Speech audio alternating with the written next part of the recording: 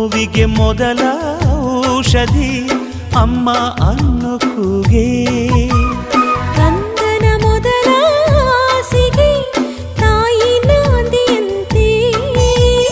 ಮೊದಲಿಗೆ ಮೊದಲಿಲ್ಲಿ ಈ ತಾಯಿಯೇ ಮೊದಲಿಲ್ಲಿ. 90 90 ಈ ಪ್ರೀತಿ ಬದಲಾಗದು. ಗರ್ಭದ ಗುಡಿಯಲ್ಲಿ ಭಗವಂತ ತಾನೇ ಕುಳಿತ ಸ್ವಾರ್ಥಿ ಕಣು.